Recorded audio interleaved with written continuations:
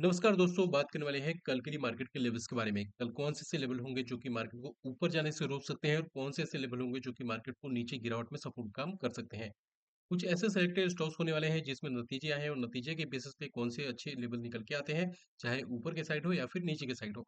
इन सारे लेवल्स को यहाँ पे कवर करने की कोशिश करेंगे। बात करेंगे डॉ जोन्स के बारे में क्योंकि आने वाला है फेड रेट का डिसीजन। अब डिसीजन किस तरीके से इम्पैक्ट कर सकता है अपने इंडियन मार्केट को, उसको भी डिस्कस करने की कोशिश करने वाले हैं। तो प्लीज वीडियो को पूरा देखिएगा। वीडियो पसंद लाइक और कर देना, चैनल को सब्सक्राइब, ताकि आने वाला जो भी कंटेंट हो टाइम से मिल सके। आते हैं सीधा चार्ट के ऊपर और यहाँ पे शुरू करने वाले हैं निफ्टी और बैंक निफ्टी के इंडाइसेस के बारे में और यहाँ पे जानेंगे उसके लेवल्स को। आज अगर बात करते हैं निफ्टी की, अपने को एक तरफा चाल देखने को मिली, सिर्फ ऊपर की चाल। क्लोजिंग देखने को मिली है 23,163 के आसपास। सबसे अच्छी बात यह देखने को मिली है कि लास्ट के जो भी दोनों के रेजिस्टेंस है उसके ऊपर क्लोजिंग देखने को मिली है, जो कि मार्केट में थोड़ा सा पॉजिटिव सेंटीमेंट यहाँ पे हावी होते हुए देख सकते हैं।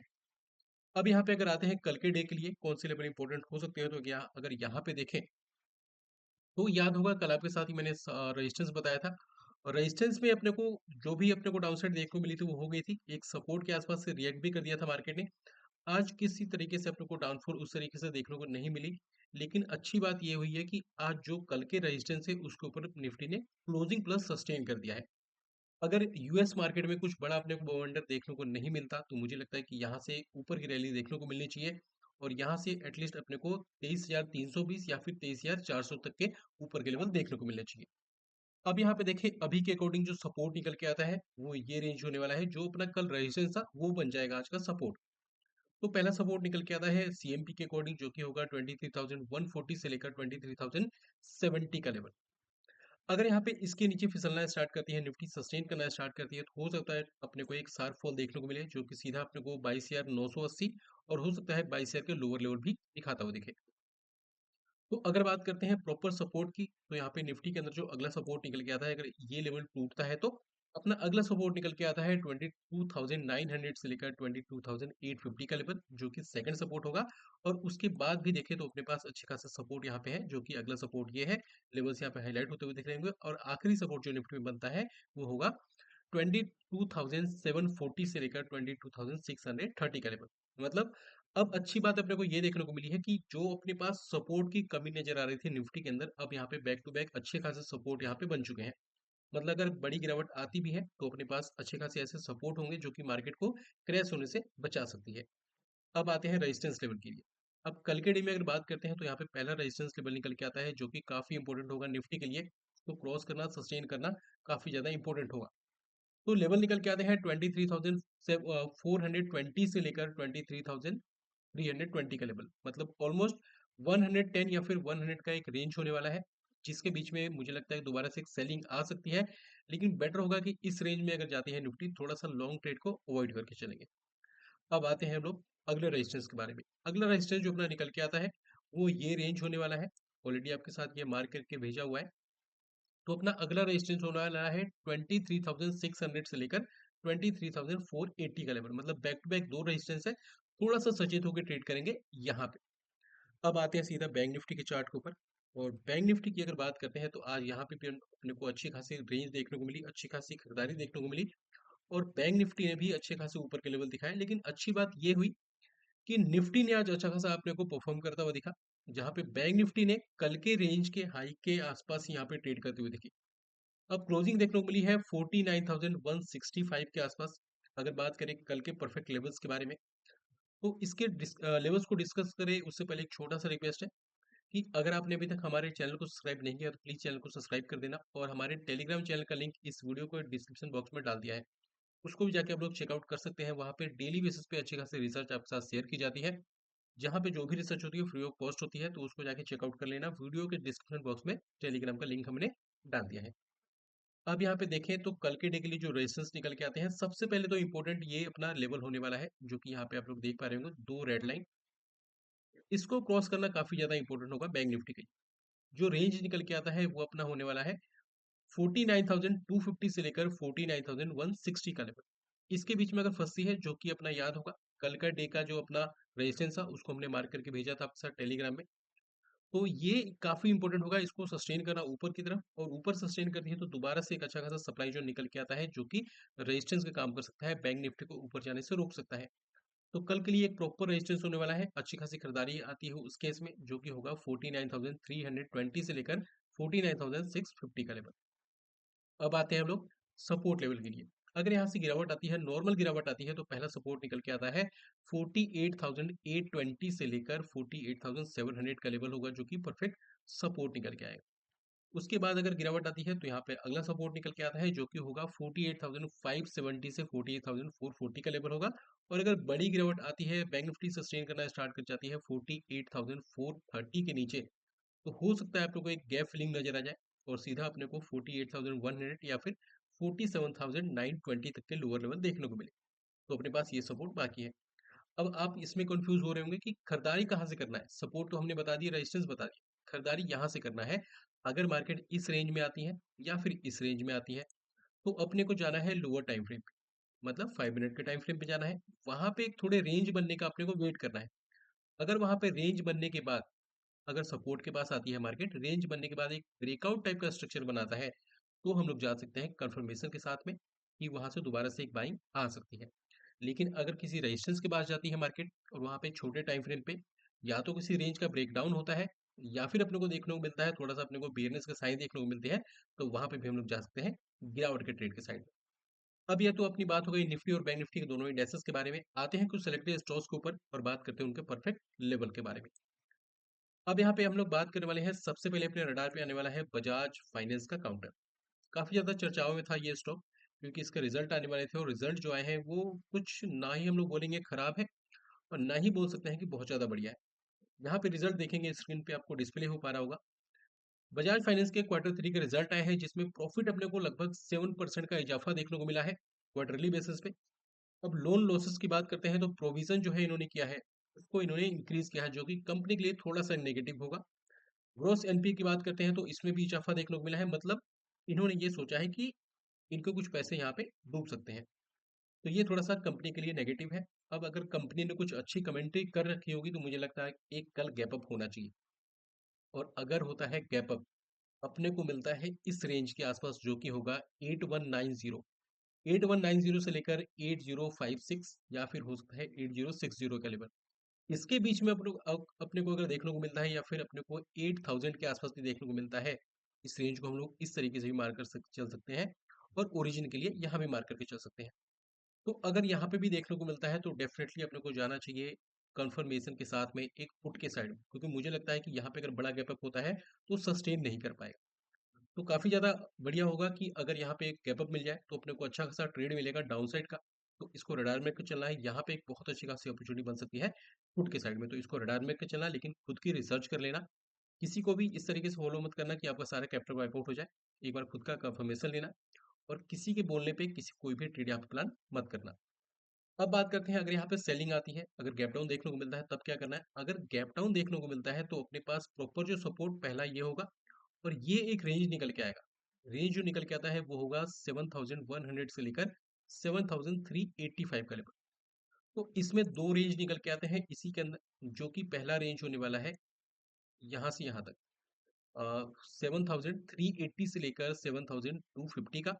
और उसके बाद जो अगला रेंज निकल के आता है वो होगा ये वाला रेंज, जो कि अगला रेंज अपना ये होगा। इसको हम लोग कर देते हैं ग्रीन कलर, ये अपना ओरिजिन लेवल होने वाला है। तो इसको हमने कर दिया ग्रीन कलर में। तो ये जो रेंज निकल के आता है वो होगा 7222 से 7097 का लेवल, जो कि एक परफेक्ट रेजिस्टेंस होगा, अभी के अकॉर्डिंग ओरिजिन लेवल होगा। तो इसको रडार में रख के चलना है कल के डे के लिए। अब बात करने वाले हैं अगले स्टॉक के बारे में। नाम निकल के आता है जियो फाइनेंस का काउंटर। लगातार बड़ी बड़ी गिरावट देखने को मिली स्टॉक के अंदर, और स्टॉक में अभी रिसेंटली इसने लो लगाया 231 के आसपास का इसने लो लगाया। और लो के बाद आज इसने ठीक ठाक से रिकवरी दिखाने की कोशिश की, जहां इसने हाई लगाया 240 प्लस का, और अपने को एंड होते होते सेटलमेंट देखने को मिली है 238 के आसपास। अब यहाँ पे देखें तो एक अच्छे खासे डिमांड जोन में इसकी एंट्री हो चुकी है, जिसका स्टॉप लॉस बनता है 229 का लेवल। अगर इसके नीचे एटलीस्ट 1 आवर की क्लोजिंग या फिर 15 मिनट की क्लोजिंग हो जाती है और सस्टेन कर जाती है नेक्स्ट कैंडल इसको नीचे, तो मुझे लगता है कि एक बार एग्जिट कर जाना चाहिए। लेकिन मुझे लगता है कि यहाँ से अगर रिकवरी आती है, तो काफी फास्ट रिकवरी देखने को मिलेगी। जहाँ पे शॉर्ट टर्म में जो मुझे पहला टारगेट नजर आता है वो होगा 242 से 245 का लेवल। उसके बाद देखेंगे तो 253 से लेकर 260 का लेवल, और हो सकता है अगर मार्केट में बुलिशनेस देखने को मिली, मार्केट एक तरफा रैली दिखाती है, तो अपने को बड़े आराम से 270 प्लस के टारगेट देखने को मिलने चाहिए जियो फाइनेंस के अंदर। अब आते हैं अगले स्टॉक के बारे में और जानते हैं उसके लेवल्स को। अगला अपना स्टॉक होने वाला है वोल्टास का काउंटर। अब वोल्टास के बारे में बात करें उसके लिए छोटी सी रिक्वेस्ट है, अगर आपने वीडियो को अभी तक लाइक नहीं किया तो प्लीज वीडियो को लाइक कर देना चैनल को सब्सक्राइब, ताकि आने वाले जो भी कंटेंट हो टाइम से मिल सके। काफी मेहनत लगा के आपके साथ एक एक स्टॉक को लेके आना, उसकी स्टडी, उसकी परफेक्ट प्राइसेशन को आपके साथ समझाना काफी टाइम लगता है, तो अपना आपका भी इतना बनता है राइट कि आप लोग थोड़ा सपोर्ट करें। प्लीज वीडियो को लाइक कीजिए, चैनल को कर दीजिए सब्सक्राइब, और जितना ज्यादा हो सके वीडियो को शेयर कीजिए। टेलीग्राम ज्वाइन नहीं किया तो फटाफट जाके टेलीग्राम ज्वाइन कर लेना, वीडियो के डिस्क्रिप्शन बॉक्स में हमने लिंक डाल दिया है। अब यहाँ पे बात करने वाले हैं वोल्टास के बारे में। वोल्टास की बात करें तो आज इसका रिजल्ट आया है मार्केट बंद होने के बाद, और इनके रिजल्ट की बात करते हैं तो इनका जो प्रॉफिट था, इनका प्रॉफिट देखने को मिला है लगभग 130 करोड़ का। अगर कंपेयर करते हैं तो लास्ट ईयर में इन्होंने पोस्ट किया था 27 करोड़, जो कि ईयरली बेसिस पे था। मतलब ईयरली से कंपेयर करने पे अपने को अच्छा खासा रिजल्ट देखने को मिला है। लेकिन क्वार्टरली से कंपेयर करने जाते हैं तो लगभग 2% का डिक्लाइन देखने को मिला है। रेवेन्यू की बात करते हैं तो 18% का अपर मूव दिखाया है इन्होंने, लेकिन ये हर एक कैटेगरी में रेवेन्यू अच्छा जनरेट किया है इन्होंने, चाहे बात करें क्वार्टरली या फिर बात करें ईयरली। EBITDA में देखें तो हर एक कैटेगरी में बढ़िया है, और मार्जिन में देखें तो इसमें भी अपने को हर एक कैटेगरी में बढ़िया देखने को मिले हैं। अब आते हैं एस्टिमेट पे। अगर इसके एस्टिमेट की बात करते हैं तो इस कंपनी ने एस्टिमेट लगाया था 155 करोड़ का प्रॉफिट होना चाहिए था, लेकिन इन्होंने प्रॉफिट दर्ज किया है 130 करोड़ का। मतलब जो इन्होंने एक्सपेक्ट किया था उसके अकॉर्डिंग इनको प्रॉफिट देखने को नहीं मिला। तो मुझे लगता है कि एक डिप देखने को मिलना चाहिए, या फिर अगर डिप देखने को नहीं मिलता है, इन्होंने कमेंट्री कुछ अच्छी खासी कर दी होगी, तो मुझे लगता है कि यहाँ से एक रैली देखने को मिल जाएगी। लेकिन अगर डिप देखने को मिलता है, और आज के डे में क्लोजिंग देखने को मिली है 1474 के आसपास। अभी के अकॉर्डिंग देखें तो जब मार्केट ने ट्रैप किया सभी को, एक परफेक्ट जोन में आया था, उसके बाद ऑलमोस्ट लोगों को लगा कि ये ब्रेक हो चुका है। लेकिन यहाँ पे आने के बाद इसने लोगों को ट्रैप किया, और उसके बाद ऊपर की रैली दिखाई। अब कल के डे में अगर अपने को थोड़ा गैप डाउन देखने को मिले या फिर नीचे के लेवल देखने को मिले, तो कल के डे में अपने को ये लेवल ध्यान रख के चलना है। एक परफेक्ट सपोर्ट बन सकता है वोल्टास के लिए। लेवल निकल के आते हैं 1435 से लेकर 1400 या फिर 1405 का लेवल। इसके बीच में अगर अपने को कोई भी बुलिशनेस दिखाता है तो डेफिनेटली 1400 के स्टॉप लॉस के साथ में दोबारा से हम लोग लॉन्ग हो सकते हैं। अगर यहाँ से रैली आती है तो एक तरफा रैली देखने को मिलेगी, क्योंकि आसपास कुछ भी नहीं है, गार्बेज टाइप का स्ट्रक्चर बना हुआ है। जब ये भगेगा तो जैसे गिरा है वैसे ही इसके अंदर रिकवरी भी देखने को मिल सकती है। तो यहाँ पे वोल्टास को इस तरीके से रडार पे रख के चल सकते हैं। बात करने वाले हैं अगले काउंटर के बारे में। अगला काउंटर निकल के आता है टाटा मोटर्स का काउंटर। अब टाटा मोटर्स की बात करते हैं तो इनका रिजल्ट आया है इनका भी। अब यहाँ पे रिजल्ट देखें तो रिजल्ट काफी ज्यादा खराब देखने को मिला है। पहले स्टॉक की बात करते हैं तो 752 के आसपास क्लोजिंग देखने को मिली है, और रिजल्ट से पहले ऑलमोस्ट इसने 3% की तेजी भी दिखाई है। अब अगर यहाँ रिजल्ट की बात करते हैं तो क्वार्टर 3 में इन्होंने जो रिजल्ट पोस्ट किया है वो प्रॉफिट में डिक्लाइन देखने को मिला है 22% का ईयरली बेसिस पे, और क्वार्टरली बेसिस पे जाते हैं तो लगभग 63% का डिक्लाइन देखने को मिला है। रेवेन्यू की बात करते हैं तो 3% का अपर मूव दिखाया है इन्होंने ईयरली बेसिस पे, और क्वार्टरली बेसिस पे 12% का, जो कि अच्छी बात है कंपनी के लिए। इबिटा में जाते हैं तो हर एक कैटेगरी में बढ़िया है, और मार्जिन में जाते हैं तो यहाँ पे भी ऑलमोस्ट थोड़ा सा नेगेटिव देखने को मिला है। अब आते हैं इनके एस्टिमेट के बारे में। अगर यहाँ बात करते हैं इनके एस्टिमेट के बारे में, तो यहाँ पे जो एस्टिमेट लगाया था कंपनी ने, टाटा मोटर्स के जो प्रमोटर्स हैं, जो इनके मेन ओनर्स हैं, उन्होंने जो इसमें एस्टिमेट लगाया था, इन्होंने लगाया था 6,547 का करोड़ का प्रॉफिट होना चाहिए था। लेकिन इनका जो प्रॉफिट देखने को मिला है वो मिला है 5,451 करोड़ का। मतलब ऑलमोस्ट हम लोग बोल सकते हैं कि ठीक ठाक से डिक्लाइन देखने को मिली है इनके एस्टिमेट वाले प्रॉफिट के अंदर। रेवेन्यू में जाते हैं तो वहां पे डिक्लाइन देखने को मिला है जो इन्होंने एस्टिमेट लगाया था। इबिटा में जाते हैं तो वहां पे भी डिक्लाइन देखने को मिला है। मार्जिन में जाते हैं तो वहां पे भी डिक्लाइन देखने को मिला है, और जेएलआर के मार्जिन के में जाते हैं तो वहां पे भी डिक्लाइन देखने को मिला है। मतलब एस्टिमेट के अकॉर्डिंग रिजल्ट काफी खराब है। वैसे रिजल्ट देखें तो वो भी खराब है, लेकिन अगर इसको कंपेयर करते हैं क्वार्टरली बेसिस पे तो रिजल्ट यहाँ पे बढ़िया देखने को मिलते हैं, लेकिन जो एस्टिमेट के बेस पे देखें तो रिजल्ट काफी खराब नजर आते हैं। अब यहाँ पे देखें तो इन्होंने कमेंट्री कैसी कर रखी होगी, ये काफी ज्यादा इंपॉर्टेंट होगा टाटा मोटर्स के लिए। अब क्लोजिंग देखने को मिली है 752 के आसपास। एक बहुत बड़ा हडल होने वाला है इस स्टॉक के लिए, जो कि होगा 820 का लेवल। जब तक इसके ऊपर सस्टेन नहीं करता, प्रॉपर तरीके से बुलिशनेस देखने को नहीं मिलेगी, लेकिन जैसे सस्टेन करना स्टार्ट करेगा, इसके अंदर एक तरफा अपने को बुल रन देखने को मिल जाएगा। लेकिन अब बात करने वाले हैं, अगर नेगेटिविटी आती है तो क्या करना है? याद होगा आपको 2 दिन पहले आपके साथ वीडियो में शेयर किया था इस कैंडल के बाद, यहाँ पे आती है तो अच्छा खासा दोबारा से बाइंग आ सकती है। उसके बाद एंट्री के बाद एक तरफा अपने को ऊपर की रैली देखने को मिली है। तो अभी के अकॉर्डिंग देखें तो यही सपोर्ट निकल के आता है टाटा मोटर्स में, जो कि यहाँ पे हाईलाइट होता हुआ दिख रहा होगा ब्लू कलर में। रेंज निकल के आते हैं 716 से लेकर 697 का लेवल। जब तक ये ब्रेक नहीं होता, अपने को ज़्यादा बियरनेस की तरफ नहीं जाना है। हो सकता है दोबारा से थोड़ा कल गैप डाउन देखने को मिले और यहाँ से कोई बुलिशन सिखाए तो दोबारा से खरीदारी देखने को मिले। और अगर अपने को कोई बड़ा गैप अप देखने को मिलता है कमेंट्री बेसिस पे, तो ध्यान रखना है ये एक बड़ा रेजिस्टेंस होने वाला है, जो कि रेंज निकल के आता है 820 से लेकर 765 या सॉरी 776 या फिर 80 का लेवल। अगर अपने को बड़ी गिरावट देखने को मिलती है तो ये रेंज निकल के आता है, जो कि होगा 635 से लेकर 590 का लेवल, जो कि एक बड़े टाइम फ्रेम का बड़ा सपोर्ट होने वाला है, तो इसको रडार में रखकर चलना है। तो जो भी यहाँ पे पॉसिबिलिटी थी स्टॉक में, सारी हमने यहाँ पे डिस्कस कर ली है। अब बात करने वाले हैं अगले स्टॉक के बारे में। जो अपना अगला स्टॉक निकल के आता है वो होने वाला है टाटा पावर। अब टाटा पावर में ऐसी कोई न्यूज़ तो है नहीं, इसका रिजल्ट तो आने वाला है, इसका रिजल्ट आने वाला है अपना 4th ऑफ फेब को। तो उससे पहले अगर देखें स्टॉक में एक बड़ी करेक्शन ऑलरेडी यहाँ पे आ चुकी है। करेक्शन के बाद स्टॉक यहाँ के आसपास का सपोर्ट लेने की कोशिश है। अब यहाँ पे देखें तो इस रेंज को इसने सपोर्ट माना है, और ये जो रेंज निकल के आता है वो होगा 344 से लेकर 338 का लेवल। जब तक 338 का लेवल यहाँ पे ब्रेक करता हुआ नहीं दिखता टाटा पावर, मुझे लगता है कि पैनिक होने की कोई नीड नहीं है।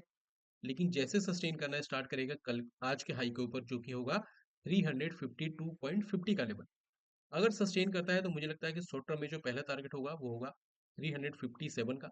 उसके बाद देखेंगे 361 का, और हो सकता है अपने को रैली एक्सटेंड होते हुए दिखे तो सीधा 372 प्लस के लेवल देखने को मिले इस स्टॉक के अंदर। तो रडार में चलना है, बढ़िया मूवमेंट दिखा सकता है अगर 338 के लेवल को ब्रेक नहीं करता है तो। अब बात करने वाले हैं अगले काउंटर के बारे में। निकल के आता है जेके पेपर का काउंटर। इसके आए हैं रिजल्ट। और अगर रिजल्ट की बात करें उससे पहले छोटा-सा डिस्क्लेमर होने वाला है कि इस वीडियो में देखने के बाद अगर आप कुछ भी बाइंग या फिर सेलिंग की सोच रहे हैं, तो एक बार खुद की रिसर्च ज़रूर कर लें, क्योंकि वीडियो में बताए गए जो भी लेवल से मेरी खुद की स्टडी है, और अपने स्टडी के बेस पे मैं किसी को भी किसी भी पर्टिकुलर ट्रेड के अंदर बाइंग या फिर सेलिंग की सलाह नहीं देता हूँ। बेटर होगा खुद की रिसर्च करें, अपने रिस्क को कैलकुलेट करें। अगर आपको ऐसा लगता है किसी भी पर्टिकुलर ट्रेड के अंदर स्टॉप लॉस होने से बड़ा कैपिटल वाइप आउट हो सकता है, तो अपने उस ट्रेड को इग्नोर करके चलें। ध्यान रखना है किसी कभी किसी पे इस तरीके से ब्लाइंडली बिलीव नहीं करना है, क्योंकि आपकी मेहनत की कमाई है। कोई कितना ही बोले, वो उसकी रिस्क मैनेजमेंट है, लेकिन अपने रिस्क मैनेजमेंट को खुद फॉलो करके चलना है, क्योंकि लॉस होगा वो आपका होगा, कोई भी आपकी भरपाई करने नहीं आएगा। तो बेटर होगा खुद की रिसर्च करें। अगर वो रिसर्च मैच होती है किसी के साथ तभी खरीदारी करें या बिकवाली करें, अदरवाइज इग्नोर करें। अब बात करने वाले हैं जेके पेपर के रिजल्ट के बारे में। अब यहाँ पे देखें तो लगभग 72% का डिक्लाइन देखने को मिला है इनके प्रॉफिट के अंदर, जो कि ईयरली बेसिस पे हमने कंपेयर किया है। क्वार्टरली बेसिस पे कंपेयर करने जाते हैं तो लगभग 49% का डिक्लाइन देखने को मिला है। रेवेन्यू में देखें तो लगभग 4% का डिक्लाइन देखने को मिला है ईयरली बेसिस पे, और 3% का डिक्लाइन देखने को मिला है क्वार्टरली बेसिस पे। इबिटा में जाते हैं तो लगभग 55% का डिक्लाइन देखने को मिला है ईयरली बेसिस पे, और अपने को 37% का डिक्लाइन देखने को मिला है क्वार्टरली बेसिस पे। मार्जिन में जाते हैं तो वहां पे भी मतलब हर एक पैरामीटर में काफी घटिया रिजल्ट देखने को मिल रहे हैं। स्टॉक की क्लोजिंग देखने को मिली है 381 के आसपास। अब आते हैं इसके बड़े टाइम फ्रेम पे। बड़े टाइम फ्रेम पे क्या बातें हैं? बैक टू बैक दो डिमांड जोन होने वाले हैं। ऑलरेडी मंथली के डिमांड जोन में तो इसकी ऑलमोस्ट एंट्री हो चुकी है। एक डिमांड जोन निकल के आता है क्वार्टरली बेसिस पे, और क्वार्टरली बेसिस का यहाँ पे लेवल हाईलाइट होता हुआ दिख रहा होगा, जो कि होगा 335 से लेकर 305 का लेवल। परफेक्ट लेवल हो सकता है बाइंग के लिए, मुझे लगता है कि यहाँ पे बाइंग करनी चाहिए, लेकिन ध्यान रखना मैं किसी को भी यहाँ पे इस वीडियो के थ्रू बाइंग या फिर सेलिंग की सलाह नहीं दे रहा हूँ। तो इसको जस्ट एजुकेशनल पर्पस के लिए देखें, ना कि बाइंग या फिर सेलिंग के लिए। अब यहाँ पे आते हैं मंथली टाइम फ्रेम पे। मंथली टाइम फ्रेम पे क्या देखने को मिलता है? एक परफेक्ट डिमांड जोन होने वाला है। ऑलरेडी मंथली में इसकी एंट्री हो चुके हैं, लेकिन अगर डिप देखने को मिलता है तो ये लेवल ध्यान रख के चलना है, क्योंकि मुझे लगता है कि ये लेवल इग्नोर नहीं करना चाहिए। तो ये जो लेवल होने वाला है इसको हम लोग इस तरीके से मार्क करके चल सकते हैं। लेवल्स आपको यहाँ पे हाईलाइट होते हुए दिख रहे होंगे, जो कि होंगे 335 से लेकर 305 या फिर 300 का राउंड फिगर लेके चल सकते हैं। यहाँ से दोबारा से एक बाइंग आ सकती है स्टॉक के अंदर, और यहाँ से एक अच्छी खासी ऊपर की रैली देखने को मिल सकती है। डेली टाइम फ्रेम पे आते हैं तो एक अगर अपने को डिप देखने को मिलता है और सीधा यहाँ पे मौका मिले तो एक लपकने वाले लेवल होंगे। और अगर सीएमपी के अकॉर्डिंग इसको स्ट्रॉन्ग होना है तो काफ़ी ज़्यादा इंपॉर्टेंट होगा इसके ऊपर सस्टेन करना, जो कि लेवल निकल के आते हैं 430 के लेवल। अब यहाँ पे बात करने वाले हैं अगले स्टॉक के बारे में, नाम निकल के आता है CAMS। आज के डे में हमने देखा लगभग 6% की तेजी देखने को मिली। स्टॉक ने यहाँ पे रिजल्ट पोस्ट कर दिए हैं और रिजल्ट यहाँ पे ठीक ठाक से देखने को मिल रहे हैं, जहाँ पे हर एक कैटेगरी में ठीक ठाक से यहाँ पे पैरामीटर में देखने को मिले हैं रिजल्ट। क्लोजिंग देखने को मिली है 3944 के आसपास। एक परफेक्ट सपोर्ट है, ऑलमोस्ट एंट्री होने के बाद यहाँ पे ऊपर की रैली देखने को मिली है। तो एक लेवल ध्यान रख के चलना है, जो कि होगा 3625 से लेकर 3490 का लेवल। जब तक ये लेवल कायम है अपने कुछ डरने की नीड नहीं है। और अगर कोई डिप देखने को मिलता है तो जब तक इस सपोर्ट के पास है तब तक अपने को हम लोग खरीदारी के साथ में जा सकते हैं। बात करने वाले हैं मारुति के बारे में। अब मारुति की बात करें तो उसका रिजल्ट आया है और रिजल्ट बेसिस पे देखें तो इनका जो प्रॉफिट था, इन्होंने प्रॉफिट दर्ज किया है 3530 करोड़ का। और ईयरली बेसिस पे देखें तो लास्ट टाइम इन्होंने दर्ज किया था 3130 करोड़ का। बात करें इसके एस्टिमेट की तो इन्होंने एस्टिमेट लगाए थे 3474 करोड़ का प्रॉफिट होना चाहिए था, जबकि इन्होंने उससे ज्यादा प्रॉफिट दर्ज किया है, तो मतलब रिजल्ट यहाँ पे बढ़िया है। रेवेन्यू की बात करते हैं तो उसमें भी बढ़िया है, इबिट्टा में जाते हैं तो इबिट्टा में भी बढ़िया है, और यहाँ पे बात करें मार्जिन में तो वहां पे भी बढ़िया देखने को मिला है। रिजल्ट वैसे अब ऊपर से क्यों करेक्ट हुआ है ये तो नहीं पता चला। हो सकता है कुछ इन्हें ऐसी कमेंट्री कर दी हो या फिर कुछ इनके सेल ग्रोथ हो उसमें थोड़ा सा डिक्लाइन देखने को मिला हो, क्योंकि रिजल्ट अच्छा खासा, रिजल्ट से पहले स्टॉक काफी अच्छा खासा हाई रेंज पे ट्रेड करता हुआ दिख रहा था। लेकिन जैसे रिजल्ट आया इसमें एक बड़ी गिरावट देखो यहाँ से देखने को मिली है। तो अगर यहाँ पे देखें स्टॉक में, अगर कल हो सकता है कुछ ऐसे ब्रोकर्स हो जो इसको टारगेट का इंक्रीज कर दे, कुछ ऐसे ब्रोकर्स होंगे जो इसमें काफी ज्यादा बुलिश होंगे। अगर ऐसा कुछ होता है तो यहाँ पे अगला रेजिस्टेंस निकल के आता है, जो कि होगा 12,980 से लेकर 12,750 760 का लेवल। इसके बीच में हम लोग को ढूंढना है थोड़ा सा बियरिश मूवमेंट, अगर कोई बियरनेस दिखाता है फुट के साइड में जाएंगे, और अगर अपने को बहुत बड़ी रैली देखने को मिलती है तो इस लेवल को इग्नोर नहीं करना है, जो कि होगा 13,675 से लेकर 13,360 का लेवल। अब यहाँ पे देखिए अगर कोई बड़ी गिरावट देखने को मिलती है तो उस केस में अपने को जब तक ये लेवल ना टूटे, जब तक अपने को ये लेवल ना टूटे जो कि होगा 11,820 का लेवल, तब तक अपने को पूरी तरीके से बेरिश नहीं होना है मारुति के अंदर। अब आते हैं अगले स्टॉक पे। अब जो अगला स्टॉक निकल के आता है वो अपना होने वाला है अंबुजा सीमेंट। अंबुजा सीमेंट का आपको ध्यान होगा, आज ही हमने बताया था टेलीग्राम में, चार्ट शेयर किया था आपके साथ कि अगर ये लेवल टूटा तो अच्छा खासा लेवल देखने को मिलेगा। और ये लेवल टूटने के बाद ऑलमोस्ट अपने 5 से 6 पॉइंट अपने को देखने को मिले। रिजल्ट आए थे। अब रिजल्ट देखें तो यहाँ पे रिजल्ट तो बढ़िया देखने को मिले हैं, लेकिन रिजल्ट के बेसिस पे टूटा क्यों है? क्योंकि यहाँ पे टेक्निकल थोड़ा सा हम लोग देखें, अगर यहाँ पे चार्ट के अकॉर्डिंग थोड़ा सा वीक स्टॉक नजर आ रहा था, लेकिन उससे पहले इसने ऊपर की रैली दिखाई भी थी। तो अब अगर देखें तो ऑलरेडी इस सपोर्ट को तोड़ चुका है। अब अगर मुझे लगता है कि यहाँ पे और भी ऊपर के लेवल देखने को मिले, और जब तक ये नहीं सस्टेन करता है 555 के ऊपर, तब तक मुझे लगता है कि यहाँ पे बुलिसिस आना थोड़ा सा मुश्किल होगा। ब्रेकआउट के साथ अगर जाते हैं, खरीदारी के साथ जाना चाहते हैं तो काफी इंपॉर्टेंट होगा इस रेंज में अभी इग्नोर करके चलें।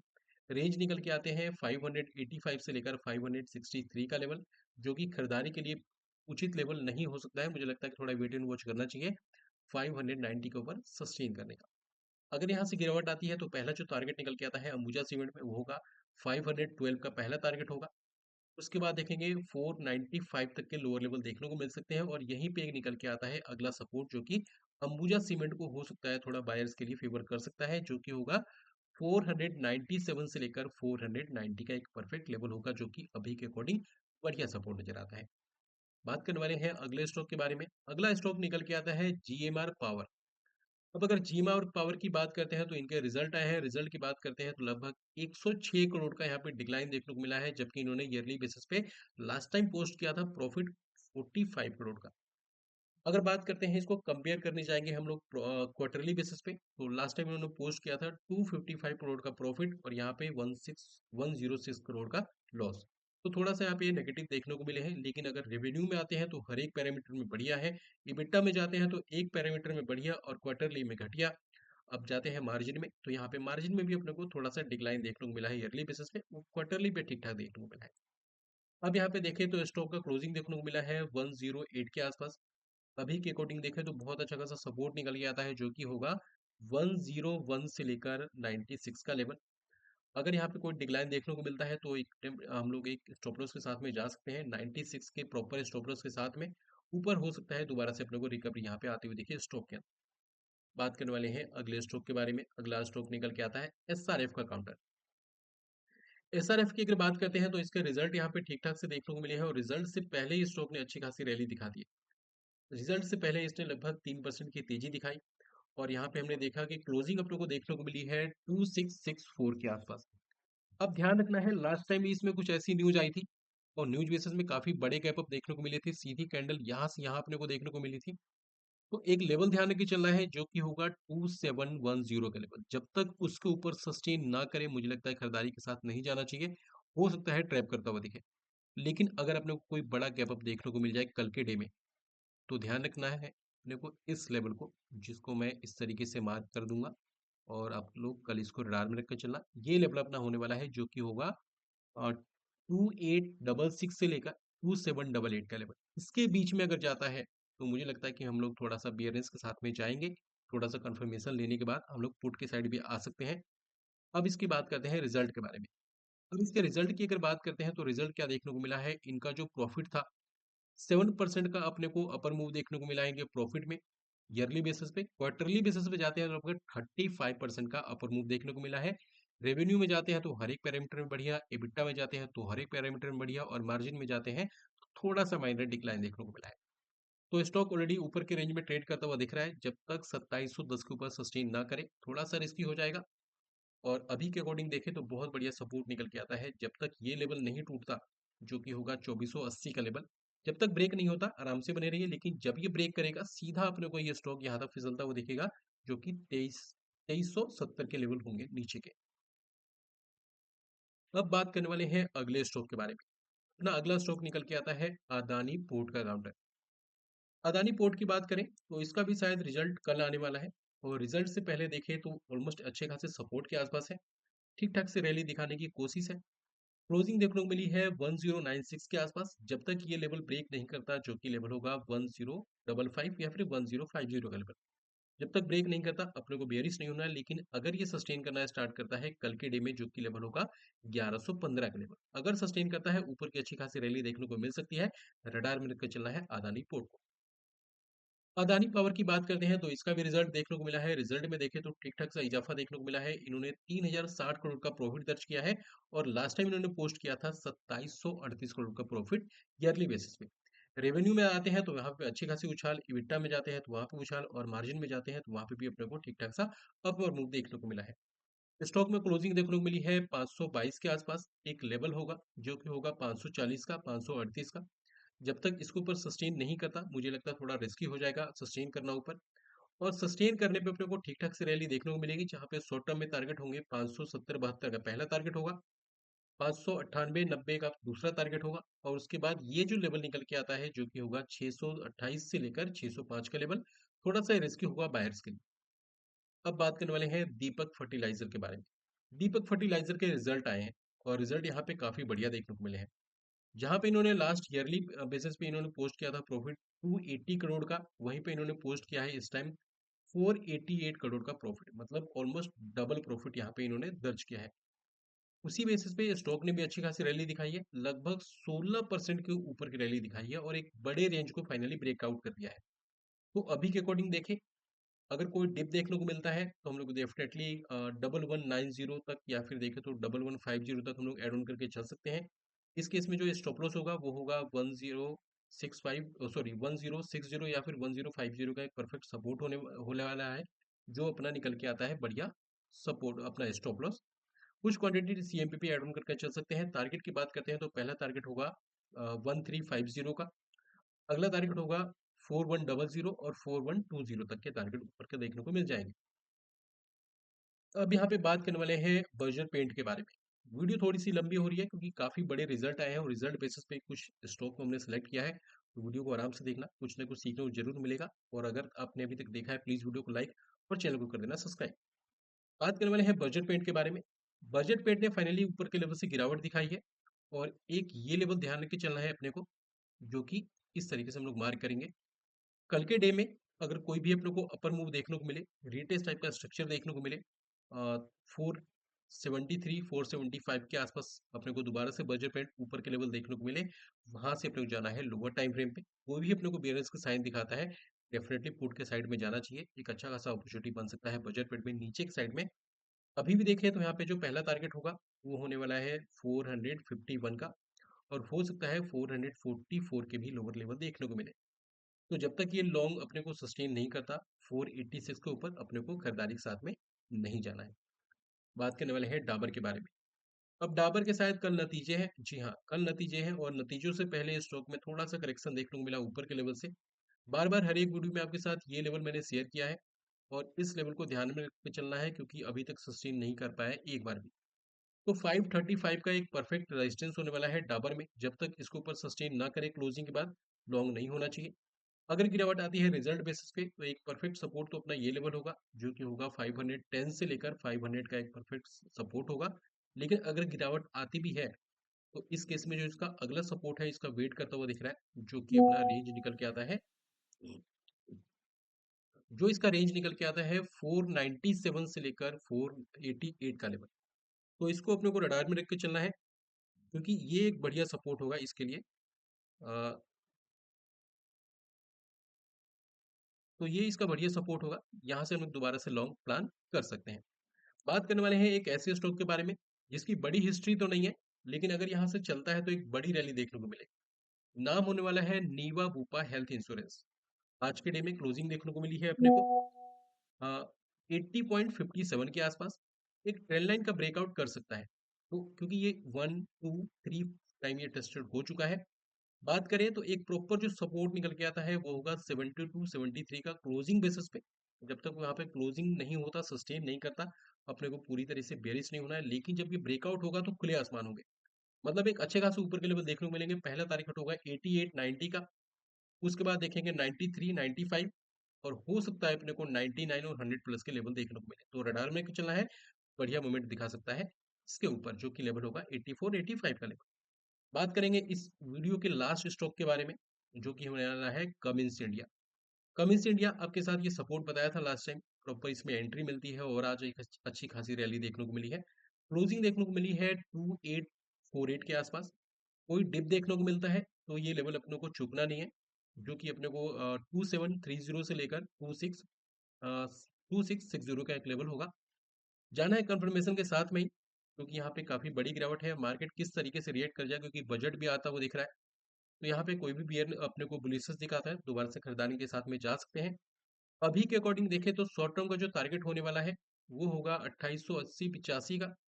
उसके बाद देखेंगे 2930, और हो सकता है 2960 के लेवल दिखा जाए। उसके बाद अपने को थोड़ा सा वेट करना है इसके ऊपर सस्टेन करने का, जो कि होगा 2990 का। उसके ऊपर सस्टेन करने पे फिर लॉन्ग होना है, अदरवाइज इग्नोर करके चलना है। तो ये थी अपनी रिसर्च कल के लिए मार्केट के लेवल्स के बारे में। जाते जाते बात करने वाले हैं डॉजन्स के बारे में। अब डॉजन्स में आप सभी को पता है कि वहां पे यूएस का फेड रेट कट का डिसीजन आने वाला है। किस तरीके से मार्केट रिएक्ट करती है, काफी इंपॉर्टेंट होने वाला है डॉजन्स में। समझने की कोशिश करते हैं उसके प्राइस सेक्शन को। अभी जब मार्केट को हम लोग अभी शूट कर रहे हैं, मतलब वीडियो को शूट कर रहे हैं, और यहाँ पे अगर देखें तो लाइव मार्केट में यहाँ पे देखें तो ऑलमोस्ट 80 पॉइंट का यहाँ पे पॉजिटिव क्लोजिंग, मतलब ट्रेड करता हुआ दिख रहा है। लेकिन अभी ये हायर टाइम फ्रेम के हायर सप्लाई के आसपास सस्टेन करता हुआ दिख रहा है।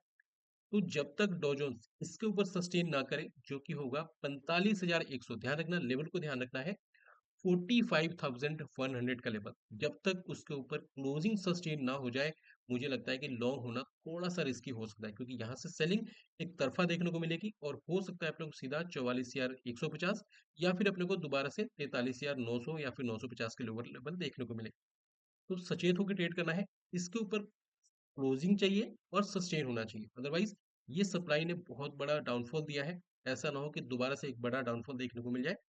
तो ये थी अपनी रिसर्च कल के लिए मार्केट के लेवल्स के बारे में। अगर वीडियो पसंद आई प्लीज वीडियो को लाइक और चैनल को कर देना सब्सक्राइब, ताकि आने वाले जो भी कंटेंट हो टाइम से मिल सके। मिलते हैं नई वीडियो नए टॉपिक साथ में, तब तक के लिए bye take care, keep watching my videos.